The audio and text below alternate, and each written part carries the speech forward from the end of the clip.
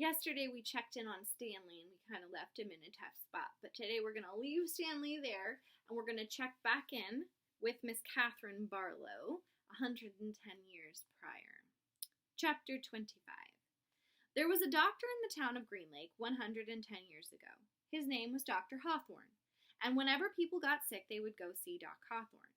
But they would also see Sam, the Onion Man. "Onions, sweet fresh onions," Sam would call as he and his donkey Mary Lou walked up and down the dirt roads of Green Lake. Mary Lou pulled a cart full of onions.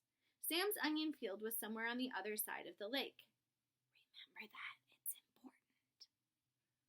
Once or twice a week he would row across the lake and pick a new batch to fill the cart. Sam had big, strong arms, but it would still take all day for him to row across the lake and another day for him to return. Most of the time he would leave Mary Lou in a shed, which the walkers let him use at no charge, but sometimes he would take Mary Lou on his boat with him. Sam claimed that Mary Lou was almost 50 years old, which was, and still is, extraordinarily old for a donkey. "She eats nothing but raw onions," Sam would say, holding up a white onion between his dark fingers. "It's nature's magic vegetable. If a person ate nothing but raw onions, he could live to be 200 years old." Sam was not much older than 20, so nobody was quite sure that Mary Lou was really as old as he said she was. How would he know? Still, nobody ever argued with Sam, and whenever they were sick, they would not only go to Doc Hawthorne, but also to Sam. Sam always gave the same advice: eat plenty of onions. He said that onions were good for the digestion, the liver, the stomach, the lungs, the heart, and the brain.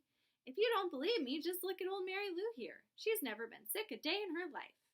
He also had many different ointments, lotions, syrups, and pastes, all made out of onion juice in different parts of the onion plant. This one cured asthma, this one was for warts and pimples, another was a remedy for arthritis. He even had a special ointment which he claimed would cure baldness. "Just rub it on your husband's head every night when he's sleeping, Mrs. Collingwood, and soon his hair will be as thick and long as Mary Lou's tail." Doc Hawthorne did not resent Sam. The folks of Green Lake were afraid to take chances. They would get regular medicine from Doc Hawthorne and onion concoctions from Sam. After they got over their illness, no one could be sure, not even Doc Hawthorne, which of the two treatments had done the trick. Doc Hawthorne was almost completely bald, and in the morning, his head often smelled like onions. Whenever Catherine Barlow bought onions, she always bought an extra one or two and would let Mary Lou eat them out of her hand. "Is something wrong?" Sam asked her one day as she was feeding Mary Lou. "You seem distracted." "Oh, just the weather," said Miss Catherine. "It looks like rain clouds moving in." "Me and Mary Lou, we like the rain," said Sam. "Oh, I like it fine," said Miss Catherine as she rubbed the donkey's rough hair on the top of its head. "It's just the roof leaks in the schoolhouse." "I can fix that," said Sam. "What are you going to do?" Catherine joked. "Fill the holes with onion paste?" Sam laughed. "I'm good with my hands," he told her. "I built my own boat. If it leaked, I'd be in big trouble." Catherine couldn't help but notice his strong, firm hands. They made a deal. He agreed to fix the leaky roof in exchange for 6 jars of spiced peaches. It took Sam a week to fix the roof because he could only work in the afternoons after school let out and before night classes began. Sam wasn't allowed to attend classes because he was a Negro, but they let him fix the building. Now that's kind of an old-fashioned word. Sam is black, and it's really important to the story for you to understand that.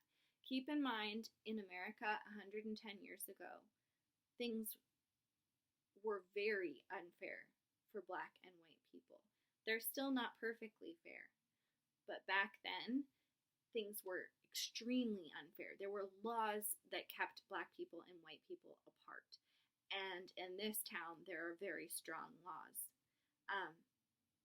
I will warn you, there's some upsetting stuff coming about those laws and how unfair things were. And there's things in this story that are kind of going to stick with you.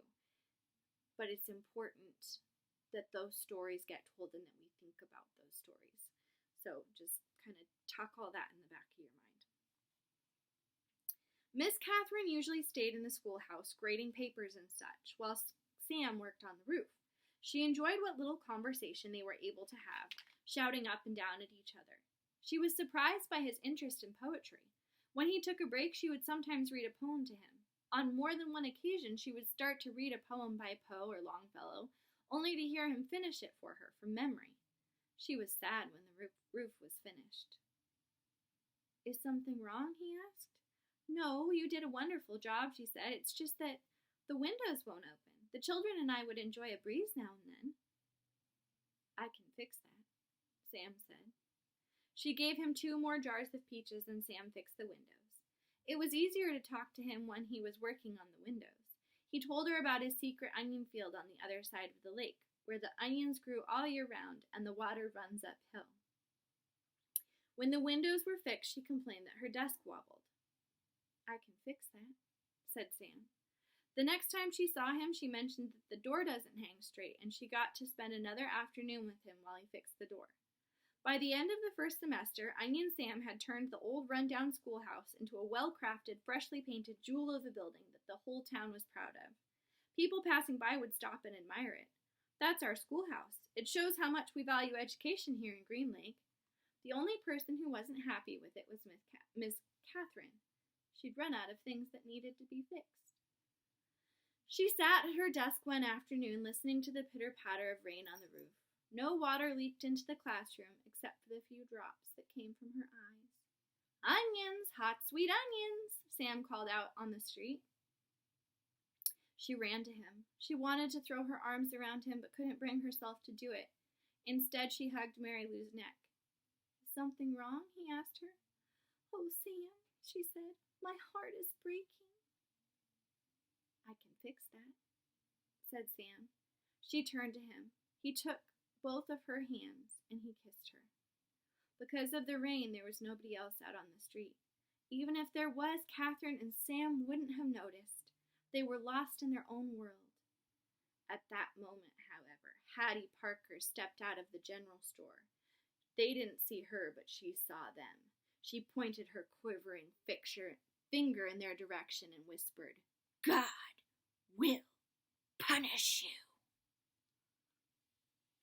That's not a very nice response to 2 young people in love, is it?